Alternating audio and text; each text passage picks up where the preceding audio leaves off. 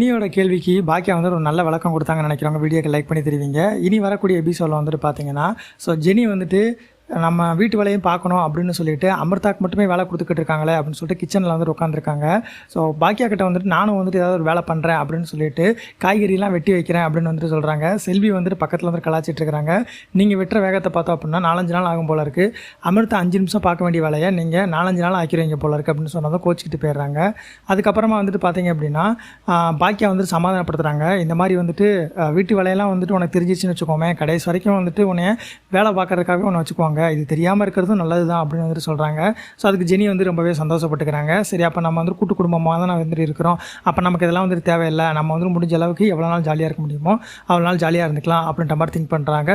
இன்னொரு பக்கம் வந்துட்டு பார்த்தீங்க அப்படின்னா, ஸோ நம்ம கோபி வந்துட்டு கிச்சன்லேருந்து வந்ததுக்கப்புறமா ஸோ வீட்டுக்கு வந்ததுமே 2 பேரும் வந்துட்டு சண்டை போட்டுட்டு இருக்கிறாங்க, ஈஸ்வரி பாட்டியும் ராதிகாவும். ஸோ ராதிகாவோட அவங்க அம்மா வந்துட்டு இந்த வீட்டில் இருக்கக்கூடாதுன்னு சொல்லிடுறாங்களா அப்படின்னு சொல்கிறாங்க. ஸோ ராதிகா வந்துட்டு பார்த்தீங்க அப்படின்னா தனியாக கோபியை கூட்டிகிட்டு வந்து உங்கள் அம்மா இங்கே இருந்தாங்க அப்படின்னா கண்டிப்பாக வந்துட்டு எனக்கு டென்ஷன் தான், என்னால் வந்து நிம்மதியாக இருக்க முடியல, உங்கள் அம்மா வெளியில் போக சொல்லிடுங்க அப்படின்னு சொல்கிறாங்க. எங்கள் அம்மா வந்து நான் பார்த்துக்கிறேன்னு சொல்லி கூட்டிகிட்டு வந்துட்டேன்ல, அப்புறம் நான் ஏன் வந்துட்டு போக முடியும்னு சொல்கிறாங்க. ஸோ இந்த ஒரு வாரமாக வந்துட்டு பார்த்திங்க அப்படின்னா சண்டை தான் வந்துக்கிட்டு இருக்குது. சண்டையை தவிர வேறு எதுவுமே வந்துட்டு இல்லை.